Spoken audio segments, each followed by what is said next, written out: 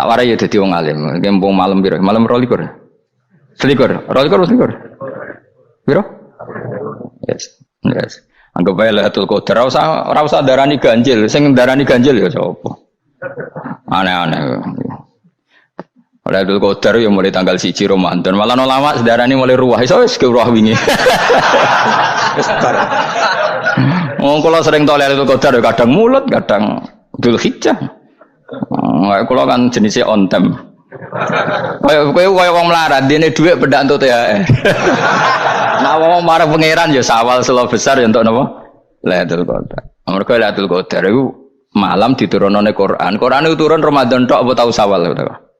Sawal ya tau, Dzulhijjah tau. Dzulhijjah tau. Bolak-balik al-yauma akmaltu lakum turun to bulan apa? Dzulhijjah. Kowe ku mari amatir, itu angel terang. Sing darane Lailatul Qadar iku malam diturunne Quran. Quran turune iku piro? Ya macam-macam, ra Ramadan nggih bolak. Ya, tapi ana kelas-kelas premium, ana kelas umum, kelas umum wis pokoke Ramadan. Sing ganjil, ganjilnya dipilih salah sitok. Dadi iku pembatasan napa? Nah, Quran dhewe turun coba surat paling terkenal, ayat paling terkenal al-yauma akmaltu lakum turun tanggal piro? Tanggal 9 Arafah Dzulhijjah haji wada. Padahal ta'rif Lailatul Qadar apa unzila fihil Quran. Ya tapi ilmu ini mari debat biasa. Umume wong ora takoki wong Gus nuzul Quran tanggal piro 17. Lailatul Qadar tanggal 21. Ya jare nuzulul Quran yo pas Lailatul Qadar. Wong-wong lak muni bingung nang wong. Nah aku sih ra bingung. Lha kok ora tau mikir jajal. Nuzulul Quran sing resmi ning kitab-kitab tanggal piro? 17. Lailatul Qadar tanggal. Padahal Lailatul Qadar disifati apa? Malam turune. Quran. Nek ora tau bingung ngono. Wong ana kadang ngirim wong goblok, wong kok ayeme ngono. Iki ora tau mikir. Aku gumun goblok-goblok. Dadi ana ilmu paradok barang ya tenang, santai. Padahal ya tak bedheki ya nuzul Quran tanggal piro sing resmi cara kitab-kitab. 17 Ramadan. Lailatul Qadar sing resmi 21 nganti 29. Terus Lailatul Qadar iku wulan apa? Wulan diturunkannya Al-Qur'an. Berarti tanggal piro? Bocah dijak pinter kurang. Ya kan inna anzalnahu fi lailatul qadar. Saya tak takok. Nuzul Quran tanggal piro? 17. Lailatul Qadar. Seliko. Terus Lailatul Qadar ku malam diturunkannya Al-Qur'an turun tanggal 17. Berarti Lailatul Qadar tanggal ada dik. Ora tau eskal yo gumen mbek wong-wong. Ya kok penak wae. Mulai dadi wong alim loro, Kang ora usah mari eskal. Ngathuk ditung bodho penak. Pokoke nuzul Quran tan piro Kang 17. Lailatul Qadar selikur. Lha jare Lailatul Qadar pulang tujune Quran kok beda tanggale. Kan gak tau ge mikir. Alhamdulillah. Tanggalan. Lailatul Qadar tanggal piro? Saiki pinter.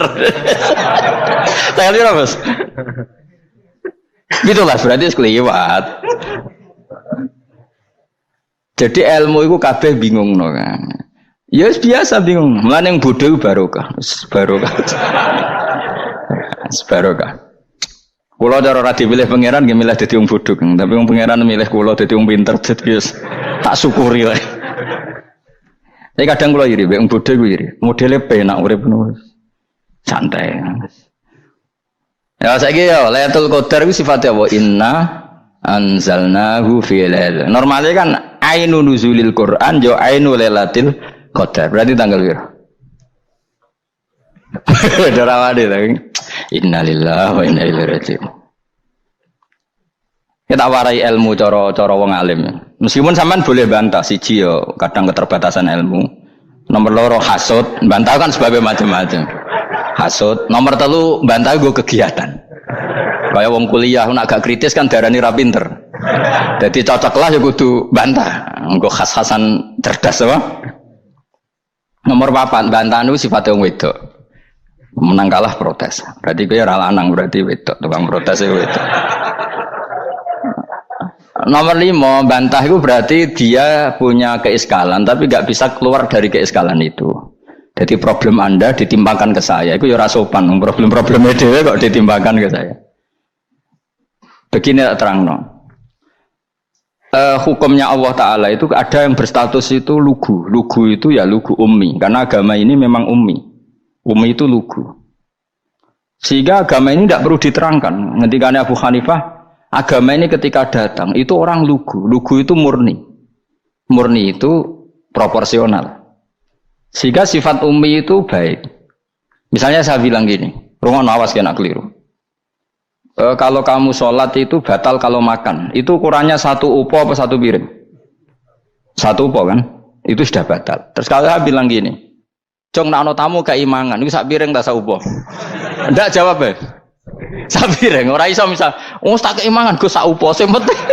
Nah, lalu Anda ditanya gini, lalu definisi makan itu apa? Memasukkan 1 piring ke mulut, apa 1 upo ke mulut? Dalam bab sholat, 1 upo ke mulut itu makan. Tapi dalam bab hormat tamu itu 1 piring. Setuju ya? Tak warai pinter kayak. Ayo tak warai ya. Wes setuju ya? Wes pinter. Lo jawab wes pinter.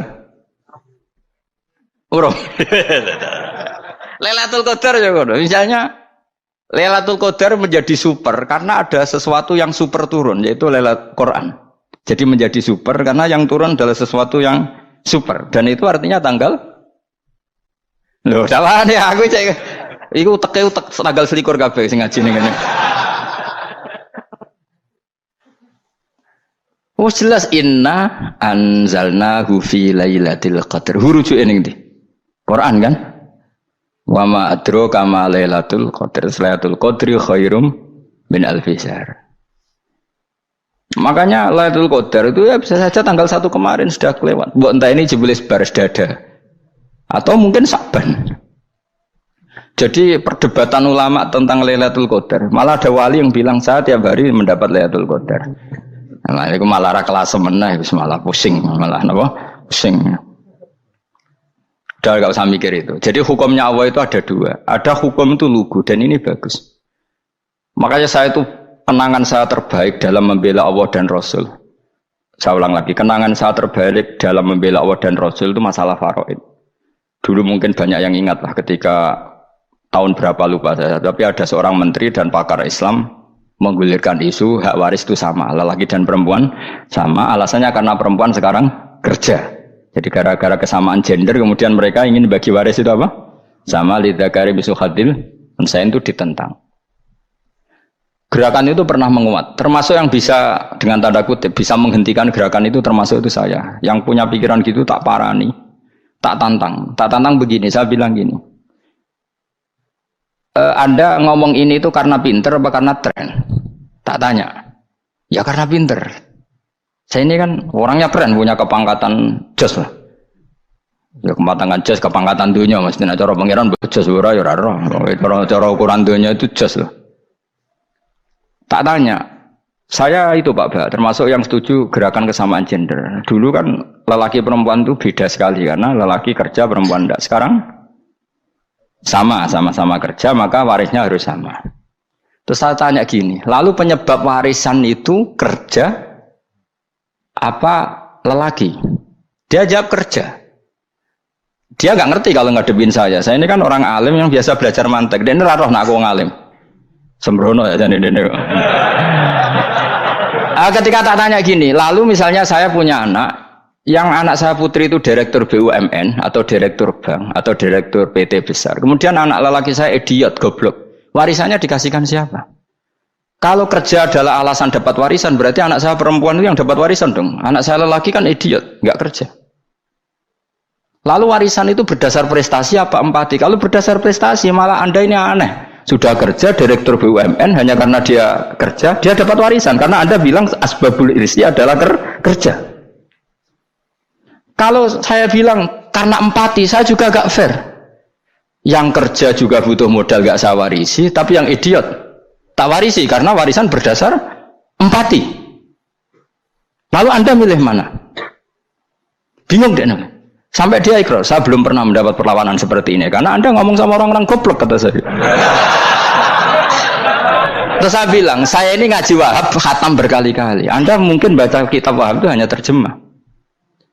Maka menurut Islam yang menjadi hak waris itu sebabnya zukurah wal unasah, kelelakian menjadi dapat 2 bagian, keperempuanan menjadi 1 bagian, dan itu Islam tidak mau urusan dengan prestasi maupun empati, mujarrodul zukurah dan mujarrodul unusah.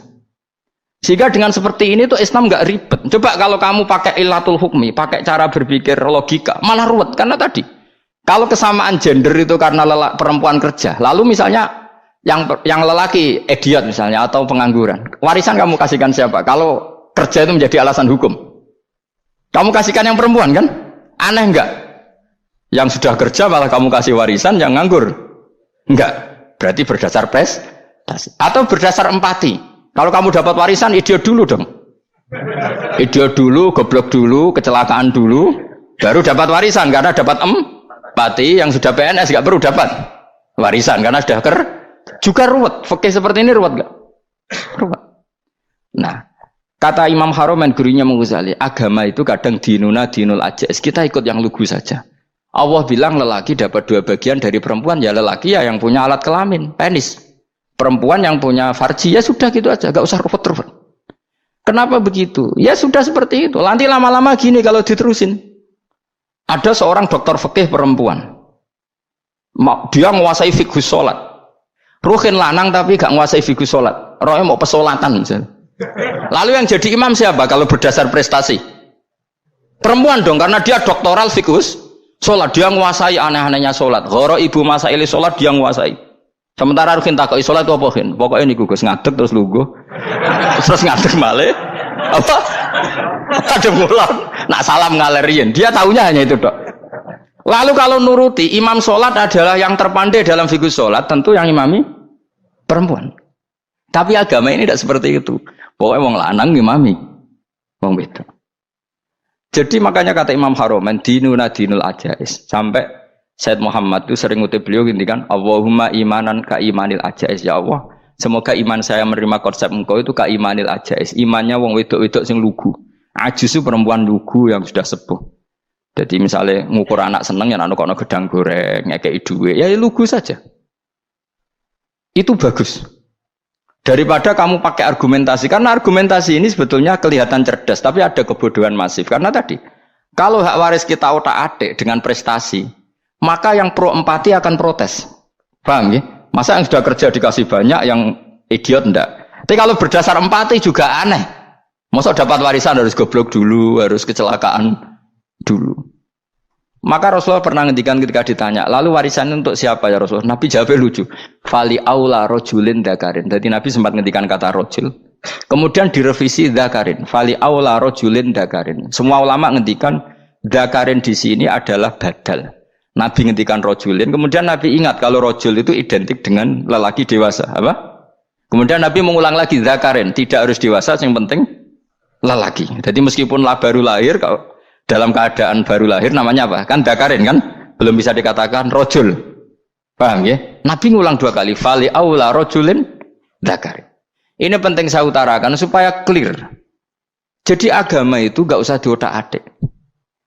Ya itu tadi misalnya imam sholat itu lelaki. Ya sudah lelaki. Lelaki itu apa? Yang punya alat kelamin lelaki. Jangan dibalik ini. Yang dikatakan lelaki itu orang kuat. Jika meskipun perempuan kalau kuat, misalnya perempuan anggota poluan. Lelakinya cemen, idiot, maka imamnya perempuan gitu. Karena makna lelaki adalah kuat. Ini keruwetan. Jadi agama itu tidak seperti itu. Nah sekarang kembali ke pilihan. Yang dikatakan pilihan itu orang hebat. Apa yang dipilih? Apa berdasar definisi? Apa berdasar kehendak yang milih? Loh kok mulai do pinter? Tumben do pinter. Alam raya ini milik Allah. Dan semua di alam raya ini milik Allah. Maka dipilih tidak dipilih itu terserah yang punya apa terserah kita. Apa terserah kriteria, apa terserah definisi. Dalam konteks kita sebagai objek diambil, tentu terserah yang punya. Kemudian Allah bilang, orang-orang itu saya pilih. Nah kalau milihnya Allah berdasar kepunyaan, tentu Allah boleh dong memilih orang yang sebetulnya berstatus dolim. Ya tapi ya tetap dia dolim, tapi ya tetap dipilih. Kenapa ya? Karena Allah yang punya. Saya misalnya orang kaya, boleh nggak punya HP buruk? Boleh kan? Terserah saya. Saya orang kaya, beli HP mahal, medium dan paling buruk, boleh enggak? Boleh saya yang punya. Enggak boleh Gus, dengan orang kaya harus beli HP yang mahal. Yang bilang harus siapa? Nah, kegoblokan kita ini seperti ini. Nak wong sugih HP ini kudu larang. Nak wong alim kudu bojone ayu. Sing kudu darani kudu ayu ku sapa? Nak maji jalan nang dumbu swarga lho kudu iku sing swargane mbam tapi kudu. Nah, kita ini sering berpikir ngatur Tuhan. Nah, Indonesia negara yang mayoritas muslim terus Islam Indonesia kudu dadi sampling Islam seluruh apa? Dunia. Ya ora usah sombong ngono ya keben mayoritas juga wonge kakean ngono ae ora perlu GR jadi sampling percontohan Islam internasional ora perlu ngono. Lah misalnya terus dadi contoh misalnya nang Masjid Haram niru Jumatan ning Indonesia berangkat mbek do rokokan. Bariku teki diusep-usepno ning pojok pager. Lah misalnya wong Mekah terus do ngono kabeh karena mencontoh Islam Indonesia. Kacau gak? Ora usah GR ngono biasa wae. Napa? Biasa wae. Terus misalnya mencontoh Islam Indonesia, Indonesia anak jaran Wali Songo terus tahlilan nunggu nganti setengah jam. Lah terus raudhah dikepung ngono rak macet Mekah Madinah. Mergo agar ziarah Nabi terus lungguh apa? Sak jam. Nah ning wali sak jam ning Nabi 2 jam lah kira-kira gitu. Ya malah nganyak Kanjeng Nabi tuh. Nabi sekaruan afdhalul khalqi mbok dongakno wa maghfir lahu warhamhu. Iku malaikat sak langit misah. Ya Nabi kok dongakno di sepuro. Kowe tapi ya butuh sepuro. Enggak boleh doakan Nabi gitu enggak boleh. Wa sholli ala sayyidina Muhammad wa ala alihi enggak boleh pakai ighfir lahu. Masalahnya tahlilan apa alam donga iku terus kamu gunakan. Ya misalnya terjadi percontohan Islam dunia terus Nabi kapundhut ditalkin, nak ditakoki waman rebuka piye. Terus Nabi warai waman nabiyuka. Mesti Nabi yo pro, lah aku Nabi coba takoki. Jadi kita ini sering kumo luhur karena kita mayoritas terus jadi percontohan Ora usah ngono. Paham ya napa? Ndak usah ngono, mayoritas sae, tapi ora usah GR jadi apa? Percontohan internasional. Mungkin kalau masalah Islam damai ya bagus. Tapi itu kan tidak hanya Indonesia. Di mana-mana yang Islam damai juga banyak. Dan yang tukaran juga banyak. Toh yang tukaran nggak pernah maklumatkan diri ini percontohan janda. Ya biasa saja. Saya ulang lagi ya. Maka menurut saya nggak akan benar pendapat Khawarij atau pendapat Islam yang keras bahwa orang dosa besar itu keluar dari Islam. Karena ketika Allah mengatakan, kemudian aku pilihkan kitab ini, tak kasihkan orang-orang yang saya pilih. Itu diantara yang pertama adalah, meskipun mereka sebagian tetap zalim. Artinya tetap zalim itu tidak menjadi dia keluar dari status Islam. Paham ya? Sekarang saya tanya, yang dikatakan warga Indonesia itu siapa? Ya siapapun yang bergeografis di Indonesia, lahir sebagai akte Indonesia, ya orang Indonesia. Kemudian ada yang penjahat, ada yang maling, kita penjara. Apa dia keluar dari kebangsaan Indonesia? Enggak kan? Sama ketika orang Islam menjadi zina dan fasik koruptor, keluar dari Islam enggak? Enggak. Karena Allah tetap bilang faminhum. Apa? Faminhum. Jelas ya? Wes kayak ngarah Khawarij. Kenapa? Kalau Khawarij cara berpikir itu ekstrim. Setiap dosa besar itu mengeluarkan orang dari status Islam. Oh, itu bahaya sekali. Karena nanti kalau itu iya, kita akan kehilangan banyak orang nopo Islam. Makanya Nabi nanti ngendikan, saya berharap yang nanti masuk surga dari umatku itu separuh, 2/3. Itu kata ulama-ulama. Kalau kita pakai mazhab Khawarij, orang Islam itu tidak sampai 1/3. Karena banyak yang keluar dari Islam. Duwe keris gak Islam, duwe akeh ra Islam, nglakoni jimat gak Islam, nyekel patok gak Islam, dosa gede gak Islam, korupsi gak Islam. Terlalu banyak yang kita usir dari Islam. Lalu kita ngusir atas nama apa? Coba. Kalau atas nama Tuhan, kamu tidak Tuhan. Atas nama wakil Tuhan, Tuhan tidak pernah mewakilkan ke Anda. Orang-orang mandate. Yang kita tahu dari Quran ya ayat ini, tsumma awrasnal kitabal ladzina astafaina min ibadina. Kemudian kitab ini tak kasihkan orang-orang yang saya pilih. Dan orang yang saya pilih itu faminhum zalimul li nafsi. Dan sebagian dari itu adalah orang dolim. Dan itu jelas bagian dari itu. Artinya keluar apa masuk? Keluar apa masuk? Masuk. Meskipun yang dolim tetap berstatus dolim. Kayak warga Indonesia, ini semua warga Indonesia. Paham ya? Yang maling ya tetap warga Indonesia. Meskipun ya tetap maling. Jelas ya? Lu tenang orang gitu. Makanya ahli sunnah itu pendapatnya falam nukafir mu'minan bil wisri. Kita tidak akan mengkafirkan orang mukmin hanya karena melakukan dosa. Kenapa ya? Karena Allah bilang faminhum setengah sangking itu masuk bagian. Dan itu luar biasanya Allah disebut istofaina. Tetap orang-orang pilihan. Maka ini penting saya utarakan supaya kita ini tidak sok-sokan ya. Terus yang zalimul nafsi pun potensi dimaafkan sama Allah. Asal dia tobat, dan tobat itu sama Allah nggak ada batasnya. Malam yuhur kiri sampai apa? Nafas apa? Terakhir. Dan kadang orang itu sebetulnya nggak niat tobat, cuma ada perilaku tertentu sehingga dadian Allah itu simpati. Itu juga banyak yang diterima tobatnya Allah. Makanya kata ulama-ulama itu, istighfar itu tidak syarat diampuni. Yang menjadi orang terampuni itu kehendak Allah. Istighfar itu bagian kecil dari syarat-syarat itu. Bisa saja orang tanpa istighfar tapi diampuni Allah. Misalnya Allah dawuh, wa yaghfiru ma duna dzalika liman yasha. Itu bukan liman yastaghfir tapi liman yasha. Contoh masyhur kan, kamu pernah dengar kan ada orang nakal itu, mumisah itu ya kira-kira lonte atau apalah. Dia datang pulang ketika melihat anjing ngeleti pasir, dia berpikir ini kehausan kayak saya. Kemudian dia turun ke sungai memberi minum anjing itu, kemudian Allah memaafkan dia karena itu. Pas itu di semua hadis riwayatnya dia tidak pernah istighfar. Terlalu punya perilaku yang menjadikan dia diampun. Banyak enggak seperti itu? Banyak, makanya wa yaghfiru ma duna dzalika liman yasha. Mayasa itu ya yang digedaki Allah. Bisa saja kalian ini sering istighfar tapi enggak dimaafkan Allah. Tapi delala punya satu perilaku yang cara Allah itu penting, kemudian dimaafkan. Kayak Saharatu Fir'aun itu dia tidak pernah istighfar, tukang sihir Fir'aun. Dia diampuni Allah, dikasih iman tuh gara-gara jadi wong Jogja. Wis ngono tok. Jadi pas mau duel adu sihir. Iku delala dekne mendingan ya. Qalu ya Musa imma antulqiya wa imma annakuna nahnul mulkin. Monggo jenengan riyen napa kula riyen. Dadi gara-gara dekne didikan Jogja niku.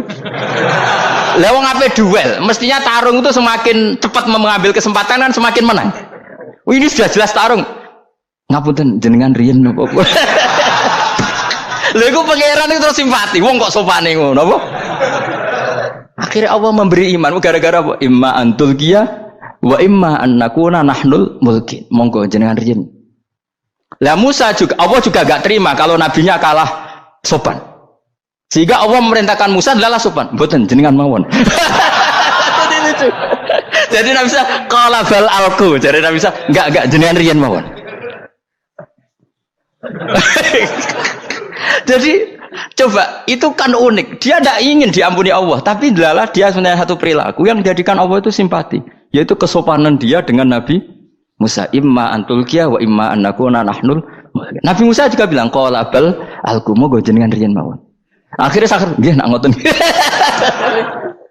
Makanya Firaun itu mangkelnya bukan main. Ketika pertunjukan itu akhirnya kan Saharatu Firaun kan kalah. Setelah kalah langsung iman. Maka kata Firaun, ini jelas Musa itu guru kamu. Cuma pura-pura saja kamu pro saya. Lah buktinya apa jare buktinya tadi monggo-monggonan gitu. Makanya Firaun bilang innahu lakabirukumul ladzi 'allamakumus sihr. Wah iku mesti Musa iku gurumu.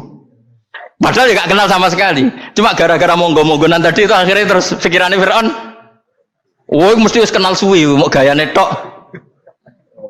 Mergo gara-gara monggo-monggon monggo jenengan riyen. Mboten monggo jenengan mohon. Jadi makanya sampean jangan putus asa. Makanya keliru sekali kalau kita bilang diampuni Allah nunggu istighfar. Enggak. Tentu istighfar penting, kita sepakat. Istighfar itu penting, kita sepakat. Tapi itu tidak satu cara-caranya Allah untuk orang bisa diampuni. Nabi misalnya ngendikan ana wa kafilul yatim kahateni fil jannah. Ya, coba. Orang sering istighfar sama kafilul yatim, kira-kira surganya cepat mana? Cepat kafilul yatim meskipun enggak istighfar. Boleh istighfar terus tapi medit ra karuan. Tak jamin pun rokok alamatnya medit jelas nih rokok aku roh. Wis jelas. Al-bakhil qaribun minan nar, jelas alamatnya deket-deket situ lah, paham ya? Wis jelas as-sakhi qaribun minallah, qaribun minan nas, baidun minan nar. Nah al-bakhil baidun minallah, baidun minal jannah, qaribun minan nar. Jadi wong medit itu ya deket-deket situ alamatnya sudah jelas deket-deket neraka. Ana wa kafirul yatim kahataini fil. Berapa? Apa semua yang dimaafkan Allah Nabi nyebut syaratnya istighfar? Kebanyakan malah enggak. Orang alim misalnya. Makanya orang alim kalau jarang istighfar kamu enggak usah iri. Orang alim tuh mulang tok. Itu langit bumi mintakan ampun. Wa innal alima la yastaghfiru lahu man fis samawati wa man fil ard hatta al khitan fil bahr. Orang alim itu otomatis dimintakan maaf oleh langit dan bumi sampai iwak ning laut. Mulane jeneng Gus Pak jangan istighfar. Aku sing istighfar iso akeh sembrono. Langit bumi no. Mulane kula nu jarang istighfar bukan karena saya sombong, memanfaatkan istighfar mereka no. Dan saya yakin itu lebih mandi timbang istighfar saya. Koman fis samawati nglebokno Jibril, Mikail. Orang-orang keren apa makhluk-makhluk apa keren. Saya baru cari hadis yang wa innal muta'allim sing ijek belajar tapi belum ketemu. Nanti kalau ketemu tak kasih tahu apa? Karena hadisnya yang saya baca masih wa innal alim apa? Orang alim jadi agak ketat. Nah, nanti kalau sudah ketemu wa innal muta'allima. Nanti dicari. Tapi pasti palsu kalau ada itu. Karena semua tagnya itu apa? Alim. Atau ya kamu alim dibanding yang di bawahnya. Ya semoga itu masuk apa? Jadi dibanding orang Papua kan harus alim. Saya ulang lagi ya, ini penting sekali. Jadi latihlah jangan punya gerakan takfiri orang lain dianggap kafir, orang lain dianggap kafir karena Allah tidak pernah mengusir hambanya. Meskipun apapun salah najiyah kata Allah tetap faminhum. Apa? Faminhum. Hum itu rujuknya ke yang depan. Jadi termasuk orang-orang yang saya pilih adalah faminhum zalimul li nafsi. Tetap dia di arena itu.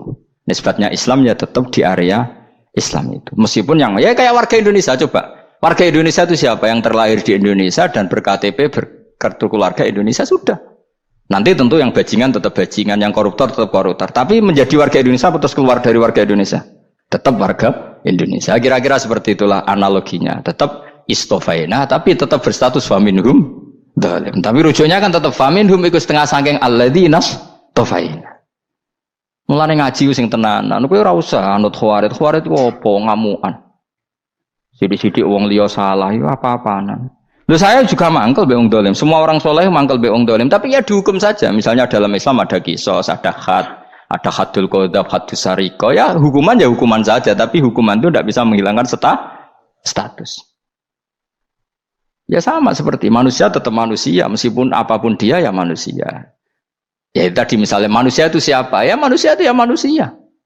Terus kamu bikin orang yang standar ideal manusia adalah yang berperilaku baik, yang enggak pernah salah. Kemudian kalau Zaid itu maling berarti tidak manusia. Terus barangnya apa? Ketek. Tidak bisa. Makanya kembali lagi dinul aja. Kamu bikin definisi manusia itu tidak usah seangkuh itu. Manusia seperti ini manusia ya sudah. Maling ya manusia, orang soleh ya manusia, orang sedengan ya manusia. Lelaki itu apa? Yang punya alat kelamin penis itu lelaki titik sudah. Sehingga nanti warisannya ya dia lelaki. Sholatnya dia bergaya. Kamu tidak usah bilang gini, lelaki adalah yang cakap memimpin, yang maco, yang kuat. Jika kalau tidak seperti itu namanya perempuan. Terus kamu membolehkan yang seperti ini jadi makmumnya perempuan. Imamnya perempuan sing maco. Kacau enggak kalau agama nuruti logika-logika itu? Enggak jawab aja. Kacau. Lalu lucunya sekarang banyak kecerdasan yang mengarah ke sana. Makanya agama ini jadi kacau karena sudah ada dinul ajais. Agama ini agama ummi. Ya agama ini agama ummi. Kata Allah huwallazi ba'atsa fil ummiyin. Ummiyin itu lugu itu polos. Jadi kalau orang polos misalnya gini, ini apa? Kira-kira kalau jawab orang polos ini. Jam. Bagus kan jam? Jam untuk apa? Penunjuk waktu ya sudah seperti itu. Tapi kalau orang engkek, ini itu apa jam? Itu barang murahan. Bulat kan oleh jawab. Ono numpak mobil carry itu apa? Itu black melaku. Yang mobil itu Alphard. Jadi kacau. Enggak boleh agama dibawa ke sana. Apa? Agama di sana dibawa ke sana. Nah itu madzhabnya ahli sunnah apa? Wal jamaah. Ketika Rasulullah ngendikan la yu'minu ahadukum hatta yuhibba li akhi, ora kok diarti ini ora iman. Jika yang menyala itu tidak iman, tidak seperti itu cara mengartikan ahli sunnah wal jamaah. Karena status itu tidak pernah hilang. Yang hilang hanya kesempurnaannya. Paham ya?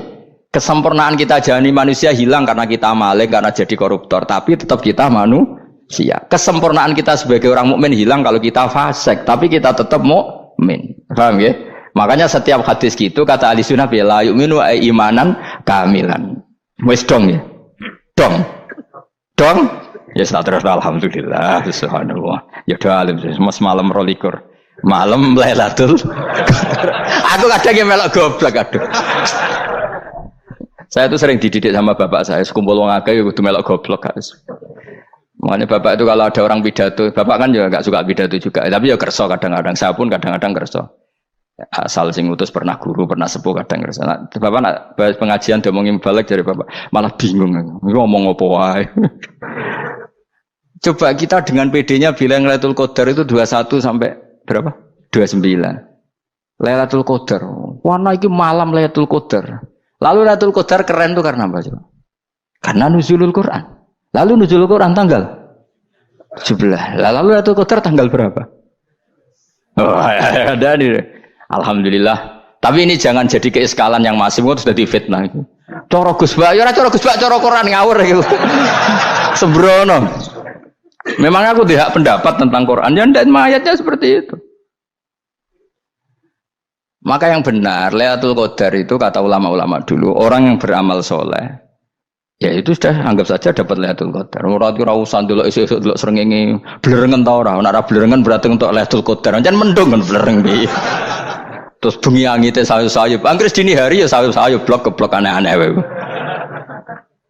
Lah nek pikir sego ora, berarti wong laut gak taran untuk Lailatul Qadar, ke segoro kidul angine bianter. Lah nek ning Dieng ya mesti sayup. Mau angin dok gunung wis kesel tadi untuk sayup-sayup. Gawe ukuran ojo ngono, gawe ukuran ngono rak wong Dieng luwih ngrasa entuk Lailatul Qadar timbang wong segoro kidul. Ke segoro kidul angine apa? Buanter. Padahal alamate piye? Sayup-sayup. Aneh-aneh. Maksudnya alamat ngono iku ora ngono, maksudnya ayat iku Kanjeng Nabi mbadhawuh ngono, maksudnya ora ngono. Wes dong ya. Ayo Lailatul Qadar tanggal. Aku seneng wong bodho. Kowe enak urip wis happy no? Happy. Ya saya ulang lagi ya. Jadi kejati dirian itu tidak bisa hilang dengan standar keidealan. Yang hilang itu standar apa? Keidealan. Misalnya kita maling, ya eman lah sebagai orang mukmin kok maling. Warga Indonesia kok kriminal tuh eman, tapi dia tetap orang Indonesia. Orang Islam tetap Islam meskipun dia fasik. Sebab itu Allah ngendikan faminhum dzalimul linafsi. Sebagian dari orang yang saya pilih dia adalah orang dolim. Ya dolim saja. Kamu jangan kamu katakan kafir ya dolim saja. Dolim kira-kira maknanya kurang ajar, kacau, kriminal. Oke, baiklah teman-teman, semua sahabat subscribers, kami ucapkan terima kasih karena sudah menyaksikan kajian dari Gus Baha. Semoga kita semua mendapatkan keberkahan yang sebesar-besarnya dengan aktif menyimak pengajian dari Gus Baha tersebut. Oke, jangan lupa untuk like, subscribe, komen, serta share video-video Gus Baha di channel ini. Sekali lagi kami ucapkan terima kasih. Semoga Anda selalu diberi kesehatan dan dilancarkan rezekinya. Oke, sekali lagi kami ucapkan terima kasih. Wassalamualaikum warahmatullahi wabarakatuh.